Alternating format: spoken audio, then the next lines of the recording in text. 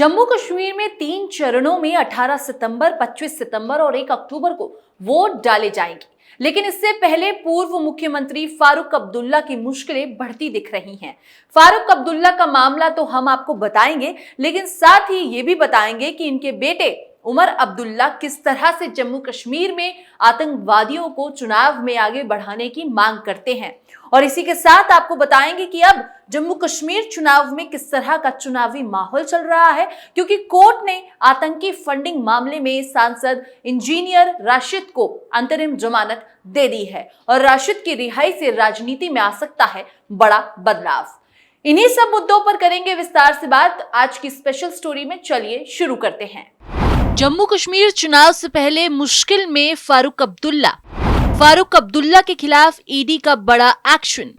नए आरोप के साथ कोर्ट पहुंची ईडी। नमस्कार, आप देख रहे हैं कैपिटल टीवी और मैं हूं आपके साथ पारुल त्रिपाठी। जम्मू कश्मीर में होने वाले विधानसभा चुनाव के बीच पूर्व मुख्यमंत्री फारूक अब्दुल्ला की मुश्किलें बढ़ती दिख रही हैं, क्योंकि जेकेसीए मनी लॉन्ड्रिंग में परिवर्तन निदेशालय कोर्ट पहुंच गया है। ईडी ने जेकेसीए मनी लॉन्ड्रिंग में श्रीनगर की एक अदालत में एक याचिका दायर कर फारूक अब्दुल्ला और अन्य के खिलाफ 2 नए आपराधिक आरोप जोड़ने का अनुरोध किया है। इस मामले को पिछले महीने जम्मू कश्मीर हाई कोर्ट ने खारिज कर दिया था। ईडी ने केस में इन धाराओं को जोड़ने का किया अनुरोध। आधिकारिक सूत्रों ने बताया कि एजेंसी ने हाल में प्रधान जिला एवं सत्र न्यायाधीश की अदालत में याचिका दायर कर जम्मू कश्मीर क्रिकेट एसोसिएशन में कथित वित्तीय अनियमितताओं से संबंधित मामले में भारतीय दंड संहिता की धाराएं 411 यानी कि बेईमानी से चोरी की संपत्ति प्राप्त करना और 424 यानी कि बेईमानी या धोखाधड़ी से संपत्ति हटाना या छिपाना जोड़ने का अनुरोध किया है। संघीय एजेंसी ने ये कदम ऐसे समय में उठाया है जब जम्मू कश्मीर हाई कोर्ट ने फारूक अब्दुल्ला और कुछ अन्य के खिलाफ मामला और आरोप पत्र 14 अगस्त को खारिज कर दिया था। आपको बता दें कि ईडी का ये कदम जम्मू कश्मीर हाई कोर्ट के उस फैसले के बाद आया है जिसमें फारूक अब्दुल्ला और अन्य के खिलाफ मनी लॉन्ड्रिंग के मामले में पीएमएलए की कार्रवाई रद्द कर दी गई थी। हालांकि कोर्ट ने ईडी को कुछ धाराओं के तहत ताजा आवेदन दायर करने की अनुमति दी थी। दरअसल ईडी का यह केस सीबीआई के द्वारा 2018 में दर्ज एफआईआर के आधार पर किया गया था। सीबीआई ने राज्य क्रिकेट संघ के तत्कालीन अध्यक्ष फारूक अब्दुल्ला सहित जम्मू कश्मीर क्रिकेट एसोसिएशन के पदाधिकारियों के खिलाफ चार्जशीट भी फाइल कर दी थी। 43 करोड़ की हेराफेरी का आरोप। सीबीआई को अपनी जांच में पता चला था कि बीसीसीआई ने 2002 और से 2011 के बीच क्रिकेट विकास के लिए जम्मू कश्मीर क्रिकेट एसोसिएशन को लगभग 112 करोड़ रुपए दिए थे। सूत्रों ने बताया कि सीबीआई जांच से पता चला है कि लगभग 43.69 करोड़ रुपए की हेराफेरी की गई है। सीबीआई की उसी एफआईआर पर ईडी ने केस दर्ज किया था, जिसमें ईडी ने फारूक अब्दुल्ला और अन्य को पीएमएलए मामले में आरोपी बनाया था। लेकिन जम्मू कश्मीर हाई कोर्ट ने पीएमएलए के तहत मुकदमा चलाने पर 14 अगस्त को रोक लगा दी थी, जिसके खिलाफ पिछले हफ्ते ईडी ने जम्मू कश्मीर कोर्ट में ताजा आवेदन दिया है, जिसमें धारा 411 और 424 के तहत केस चलाने की अनुमति मांगी है। अब देखना है कि क्या ईडी फारूक अब्दुल्ला को गिरफ्तार कर पाती है या नहीं। और अब इसके साथ फारूक अब्दुल्ला के बेटे उमर अब्दुल्ला की बयानबाजियों से भी आपको रूबरू करवा देते हैं। उससे पहले आपको बता दें कि जेल से बाहर आएंगे इंजीनियर राशिद। दिल्ली की एक कोर्ट ने आतंकी फंडिंग मामले में सांसद इंजीनियर राशिद को अंतरिम जमानत दे दी है। पटियाला हाउस कोर्ट ने 2 अक्टूबर 2024 तक उन्हें अंतरिम जमानत दी है। आगामी जम्मू कश्मीर विधानसभा चुनावों के लिए प्रचार करने के लिए उन्हें अंतरिम जमानत दी गई है। उन्होंने 3 महीने के लिए अंतरिम जमानत मांगी थी। अब उनकी नियमित जमानत याचिका पर आदेश अभी लंबित है। अब आप सोच रहे होंगे कि राशिद की रिहाई से जम्मू कश्मीर चुनाव से क्या लेना देना है, तो मैं आपको बता दूं कि राशिद की रिहाई से राजनीति में आ सकता है बड़ा बदलाव। बारामूला के सांसद तथा आवामी इत्तेहाद पार्टी के प्रमुख इंजीनियर राशिद के विधानसभा चुनाव की अवधि तक जेल से रिहा होने से घाटी की राजनीति में बड़ा बदलाव आ सकता है। खासकर उत्तरी कश्मीर में उनके प्रभाव से एआईपी प्रत्याशियों को लाभ पहुंच सकता है।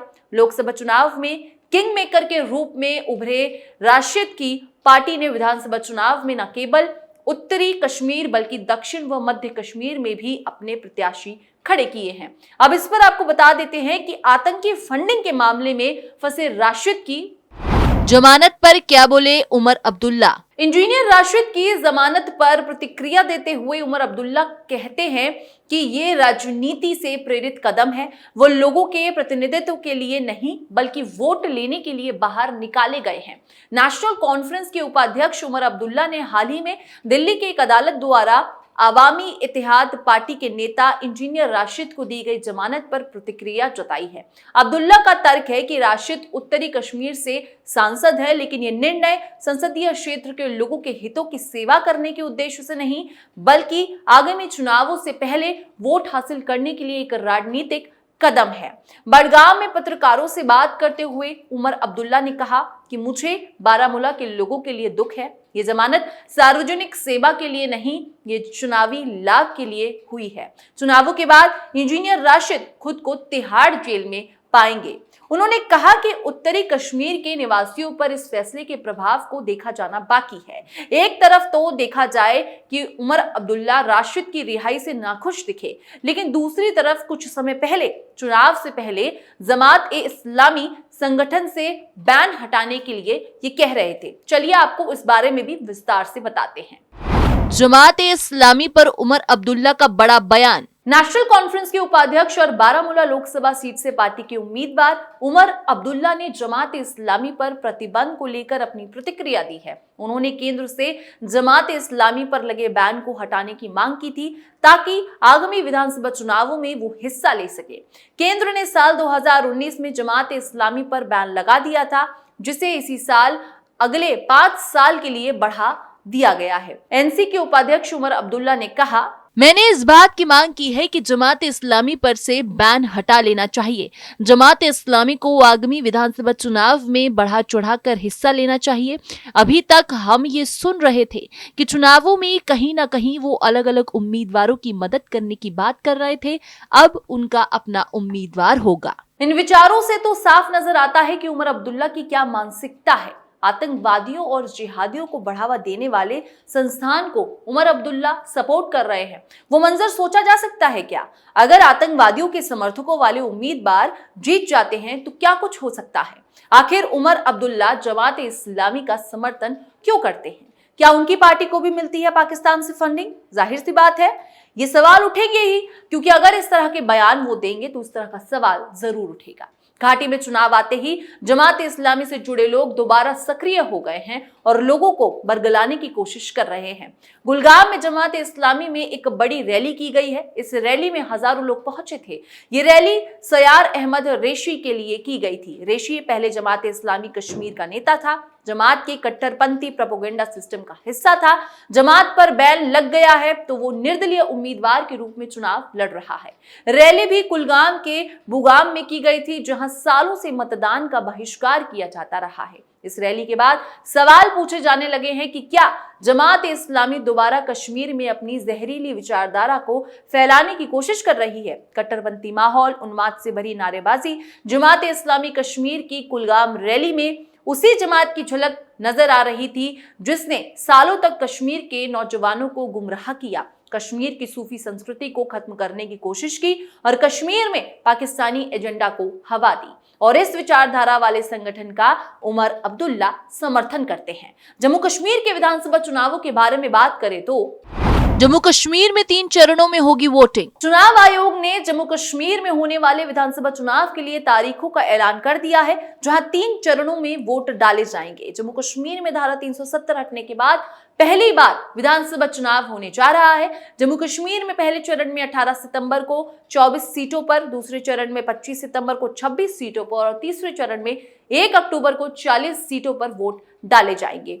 वहीं सभी 90 सीटों पर मतगणना 8 अक्टूबर को होगी, जो पहले 4 अक्टूबर को होने वाली थी। चुनाव आयोग ने हरियाणा में एक विश्नोई आजोक अमावस्या को देखते हुए मतदान की तारीख 1 अक्टूबर से बदलकर 5 अक्टूबर करने के बाद ये कदम उठाया है।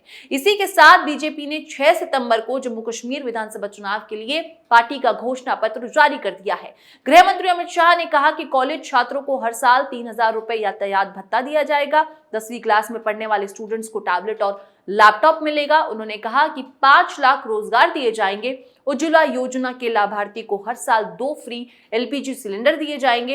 अटल आवास योजना के जरिए भूमिहीन लोगों को 5 मरला जमीन मुफ्त में दी जाएगी। उज्ज्वला योजना के लाभार्थियों को हर साल 2 फ्री LPG सिलेंडर दिया जाएगा। अटल आवास योजना के जरिए भूमिहीन लोगों को 5 मरला जमीन मुफ्त दी जाएगी। तो जम्मू कश्मीर के चुनाव के लिए सभी पार्टियां ताबड़तोड़ तैयारियों में लग चुकी हैं और काफी कुछ तैयारियां कर रही हैं। फिलहाल इस खबर में बस इतना ही।